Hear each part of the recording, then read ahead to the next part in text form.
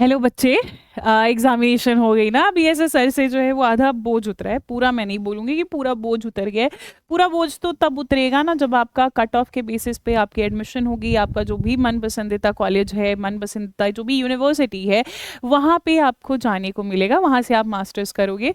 तो उसी के बेसिस पे मैं आज आपको बताने वाली हूँ कि क्या आपकी पॉसिबिलिटी बनती है, जो भी यूनिवर्सिटी आप लेकर चल रहे हो, अपने दिमाग में टारगेट कर रहे हो, क्या वो पॉसिबिलिटी बनती है। तो उस बेसिस पे मैं आपको बताऊंगी। देखो, ये तो आपका एग्जामिनेशन ही तय करेगा कि आपने जिस लेवल का एग्जामिनेशन आपका गया है, क्या लेवल था, किस तरीके के से आपने पढ़ा और आपकी पढ़ाई किस तरीके के यहाँ पे जो है वो काम आई।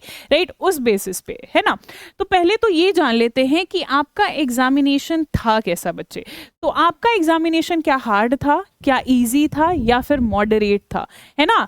क्या आपका एग्जामिनेशन हार्ड था, इजी था, या फिर हार्ड इजी के बीच का मॉडरेट था, है ना। ये सबसे बड़ा सवाल उठ जाता है।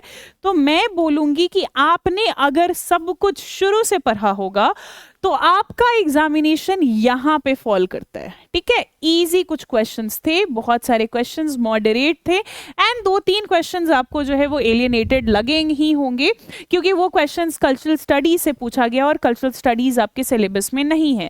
क्वेर स्टडीज से पूछा गया है और क्वेर स्टडीज अगेन आपके सिलेबस में नहीं है। तो ये सारे क्वेश्चंस आपको जो है वो क्या लगेंगे, ये सारे क्वेश्चंस आपको जो है वो काफी ज्यादा एलियनेटेड लगेंगे ही लगेंगे। राइट। सो आपका एग्जामिनेशन कैसा था? आपका एग्जामिनेशन जो है वो इजी टू मॉडरेट था, या फिर मॉडरेट टू इजी, जो भी बोलिए वैसा था। हार्ड आपका पेपर नहीं था एग्जामिनेशन का। हार्ड आप तब बोलोगे जिसमें से आपका 75 में से 25 क्वेश्चंस ऐसे हो रहे हैं जो कि आपको लग रहा है कि भाई ये कहाँ, कौन दुनिया से हम देख लिए, ना इनका नाम सुना, ना कभी इनके बारे में समझा। तो ऐसा कुछ भी आपका जो है वो एग्जामिनेशन के बेसिस पे नहीं आया था इस बारी। राइट। तो यही आपका कट ऑफ डिसाइड करता है। अब कट ऑफ ना, मैं यहाँ पे एक्सपेक्टेशन जो एक्सपेक्टेड जो कट ऑफ है, मैं यहाँ पे सारी यूनिवर्सिटी के बेसिस पे बता रही हूँ। स्पेशली लिटरेचर के रेफरेंस से मैं बता रही हूँ, सारे सब्जेक्ट के रेफरेंस से नहीं बता रही हूँ। लिटरेचर के स्टूडेंट जो है वो जनरली जेएनयू को टारगेट करते हैं। लिटरेचर के स्टूडेंट यहाँ पे डीयू को टारगेट करते हैं, इफ्लू को टारगेट करते हैं। नहीं कर रहे इफ्लू को टारगेट तो करिए। फिर उसके बाद हैदराबाद यूनिवर्सिटी या यूनिवर्सिटी ऑफ हैदराबाद को करते हैं, एंड देन ये सारे बच्चे जो है वो बीएचयू को भी टारगेट करते हैं। अब इनके कट ऑफ के बारे में बताती हूँ कि कितने क्वेश्चंस आपने जो है वो सही सॉल्व किए होंगे और कितना आपका स्कोर जो है वो जाएगा लगभग। राइट। अगर देखो बच्चे, आपकी एग्जामिनेशन जो है जेएनयू के रिस्पेक्ट पे, जेएनयू को अगर साइडलाइन कर लेंगे, तो अगर आपका स्कोर जो है वो पॉजिटिव मार्क्स का जो स्कोर है अगर वो बैठ रहा है, तो उसके बेसिस पे आपका जो है वो लाइक 230 से ऊपर अगर आप लेकर आ रहे हो, आप सेफ हैंड में हो। चाहे आप जनरल कैटेगरी के रहो, चाहे आप एससी एसटी के रहो, चाहे आप ओबीसी के रहो, चाहे आप ईडब्ल्यूएस के रहो, चाहे आप पीडब्ल्यूडी के रहो, अगर 230 के ऊपर ला रहे हो, आप सेफ स्कोर में हो। यानी आप मन चाहा जो भी कॉलेज, जो भी यूनिवर्सिटी जा सकते हो, एक्सेप्ट फॉर जेएनयू। जेएनयू इसलिए, जेएनयू एक्सेप्शन इसलिए है बच्चे, क्योंकि जेएनयू आपका जो है वो कट ऑफ हाई रखता है, क्योंकि सीटें वहां कम है। 37 से लेकर 39 सीटें वहां पे है, और वो सीटें कुछ रिजर्व भी रहती है। जो बच्चे जिन्होंने ग्रेजुएशन से भी डीयू किया है, रिजर्व इन द सेंस कि एक्स्ट्रा मार्क्स भी उन्हें मिलता है, कैटेगरी के बेसिस पे भी जो है वो एक्स्ट्रा मार्क्स यहाँ पे दी जाती है। तो जेएनयू अगर आप बात कर लोगे बच्चे, तो अगर आपने सही सॉल्व किया होगा 65, राइट, और 65 इंटू 4 आपका कितना जाता है बताइए जरा। इसका मैथ जो है वो मेरी भी कम ही है। तो 5 4 5 are 2 2 इधर कैरी हुआ, एंड देन आपका 260। अब मैं जनरल की बात कर रही हूँ, ठीक है, एससी एसटी वगैरह के कम जाते हैं।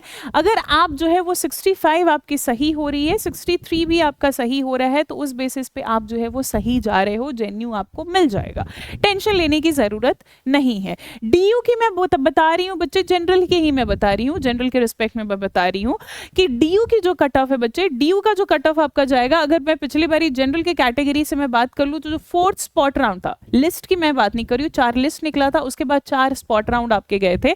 तो वो 4 स्पॉट राउंड में आपका जो लास्ट कट ऑफ था 214 था।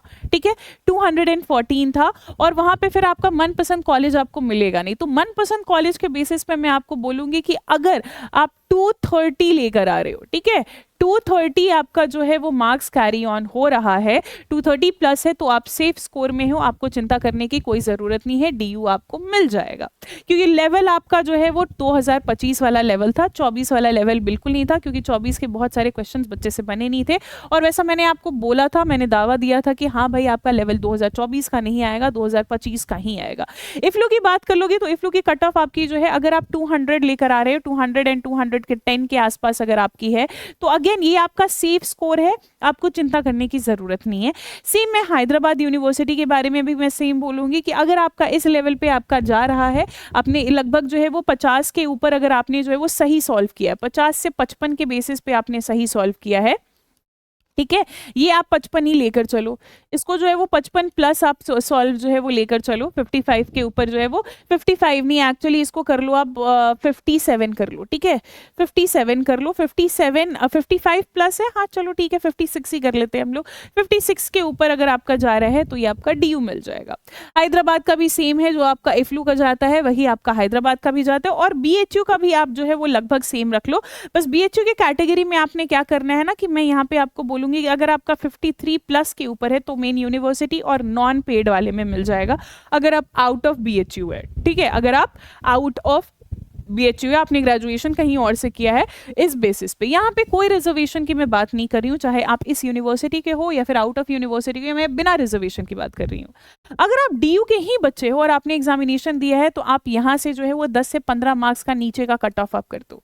सेम अगर आप जो है वो BHU के हो और आप BHU से आपने ग्रेजुएशन किया है, तो आप 10 से 15 जो है वो कट ऑफ नीचे कर दो, है ना, कट ऑफ आप नीचे कर लो। अब बात करते हैं मैम SC ST OBC की क्या है, तो भाई अगर आप OBC के हो, ठीक है, OBC के हो और SC ST के हो, तो ये जितने भी कट ऑफ मैंने यहाँ पे आपको बता रखे हैं, ये सारे कट ऑफ से जो है आप 10 मार्क्स नीचे कैरी ऑन कर लोगे, 10 से 15 मार्क्स, यानी कि अगर यहाँ पे आपका 260 नेचुरल निकल के आ रहा है, तो OBC में आप जो है वो 250 प्लस आपको आना चाहिए, SC ST में जो है वो 45 प्लस आना चाहिए, यहाँ पे आपका 255 प्लस जो है वो 250 से 55 प्लस आपका जो है वो आना चाहिए। अगर आप DU की बात कर लोगे, तो DU के बेसिस में यू विल फाइंड दैट कि अच्छा, मैं इसमें EWS को भी मैं ऐड कर रही हूँ OBC के कैटेगरी में ही। DU के कैटेगरी में बात करोगे तो आपका अगर OBC के हो तो 210 का आपका सबसे लोएस्ट जाएगा बच्चे, मैं यहाँ पे हाईएस्ट की नहीं बात कर रही हूँ, जो स्पोर्ट्स स्पॉट राउंड है ना उसके बेसिस पे मैं यहाँ पे बात कर रही हूँ, राइट, 210 के आसपास आपका रहेगा, और इधर आपका जो है वो आपका 190 के आसपास जो है वो आपको DU मिल जाएगा। फिर इफ्लू की अगर मैं बात करूंगी तो यहाँ पे आप जो है वो 200 लाइक 180 190 पे आपको जो है वो मिल जाएगा, 80 to 90 पे मिलेगा। सेम आप SC ST के बेसिस पे 170 75 जो है वो आप कंसिडर कर सकते हो। फिर आपका सेम यहाँ पे भी रहेगा, और यहाँ पे आप देखोगे ना तो यहाँ पे आपको 50 to 60 जो है वो आपका SC ST का जाता है, राइट, यहाँ पे आप 60 70s कर लो, और यहाँ पे आप 50 60 कर लो, जो कि आपको मेन यूनिवर्सिटी एफिलिएटेड तो आपको बहुत सारे मिल जाएंगे, ठीक है, मेन यूनिवर्सिटी की जो है वो आपको यहाँ पे 60 नहीं, एक्चुअली यहाँ पे 70 ही करो, मेन यूनिवर्सिटी की बात कर रहे हैं ना, यहाँ 80 कर लो और यहाँ 90 कर लो, ठीक है, मेन यूनिवर्सिटी की मैं बात कर रही हूँ। एफिलिएटेड आपको BHU में जो है वो इनफैक्ट अगर आप 130 140 भी लेकर आ रहे हो तो आपको BHU की एफिलिएटेड मिल जाएगी, और पेड सीट भी मिल जाएगी आपको उस बेसिस पे, राइट, क्योंकि BHU में सीट जो है वो ज़्यादा रहती है एज कम्पेयर टू JNU और इफ्लू और हैदराबाद। DU और BHU की सबसे ज़्यादा सीट रहती है, लेकिन क्योंकि पता है कि बहुत सारे बच्चे DU को टारगेट करते हैं, तो वहाँ पे सीटें जो है वो बहुत जल्दी फुलफिल हो जाती है, और सबसे पहले एडमिशन आपका DU का ही होता है, एंड देन आपका जो है वो BHU का होता है। अब ये तो कट ऑफ मैंने बता दिया, बट मैम आगे की प्रोसीजर क्या होनी है ना, आगे की प्रोसीजर क्या होनी है, पहले उस आगे की प्रोसीजर से पहले हम बात कर लेते हैं कि भाई क्या अगर आपको 150 से नीचे आ रहा है, 160 70 से नीचे आ रहा है, अगर आपका मार्क्स जो है वो 170 से नीचे है, तो क्या आपको कोई सेंट्रल यूनिवर्सिटीज नहीं मिलेगा? मिलेगा। Central university of Rajasthan, central university of Jharkhand, central university of south Bihar, इतने सारे बहुत सारे, central university of Gujarat, right, इतने सारे आपके सेंट्रल यूनिवर्सिटीज है। इनफैक्ट मैं आपको नाम बता दूंगी कि कौन कौन से सेंट्रल यूनिवर्सिटीज आपको जो है वो 170 के नीचे लाने पे आपको आराम से मिल जाएगा। इनफैक्ट अगर आप 110 120 भी लेकर आ रहे हो तो आपको यहाँ पे एडमिशन मिलने की संभावना जो है वो ये सारी यूनिवर्सिटीज में ज्यादा है। अब एग्जामिनेशन हो गया, अब क्या करेंगे, तो बच्चे आंसर की आएगी, ठीक है, अभी आप आराम से जो है वो 1 महीना रिलैक्स कर लो, क्योंकि आपकी मेन पूरी सीयूईटी पीजी की एग्जामिनेशन जो है वो 27 मार्च को खत्म हो रही है।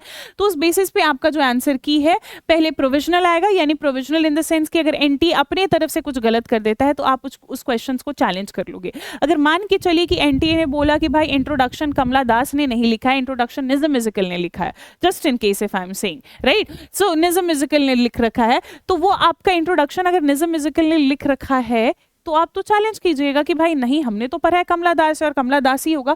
तो वो प्रोविजनल की होगा, जहां पे अगर एनटीए ने कुछ गलत कर दिया है अपने तरफ से तो उसको आप चैलेंज कर सकते हो। एंड देन ये आपका कब आता है, ये जनरली अप्रैल के मिड में आपको देखने को मिलेगा, 15-20 अप्रैल के आसपास जो है वो आपको प्रोविजनल आंसर की निकल जाता है।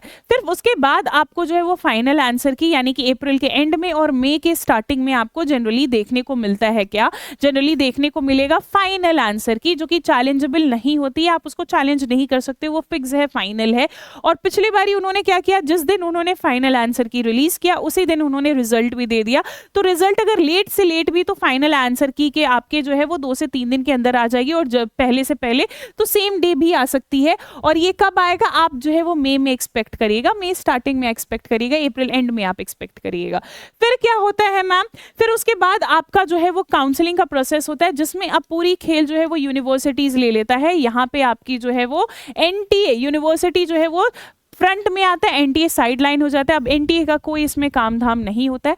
अब यूनिवर्सिटीज अपनी अपनी रजिस्ट्रेशन जो है वो क्या करते हैं, मई एंड में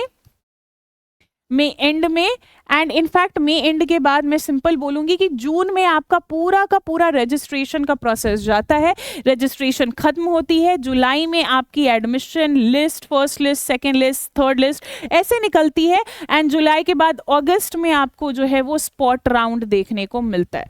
ठीक है, जुलाई में आपकी जो है वो लिस्ट वाली एडमिशन होती है, फर्स्ट लिस्ट, सेकेंड लिस्ट। जून में आपकी रजिस्ट्रेशन होती है, राइट। एंड फिर उसके बाद अगस्त में आपका क्या होता है, स्पॉट राउंड वगैरह जो है वो आने लग जाता है। और फाइनली लिस्ट के साथ ही आपका एडमिशन हो जाएगा। लिस्ट जारी हुआ 2 से 3 दिन में आपका ऑनलाइन एडमिशन होता है।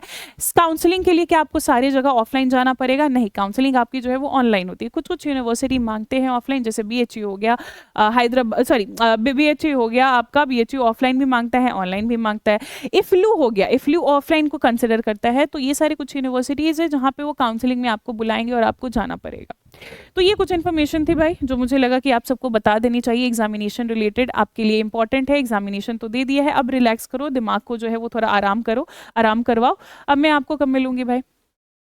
नेक्स्ट वीडियो में मिलूंगी, क्योंकि क्लास तो अब आपकी खत्म हो चुकी है। Bye bye.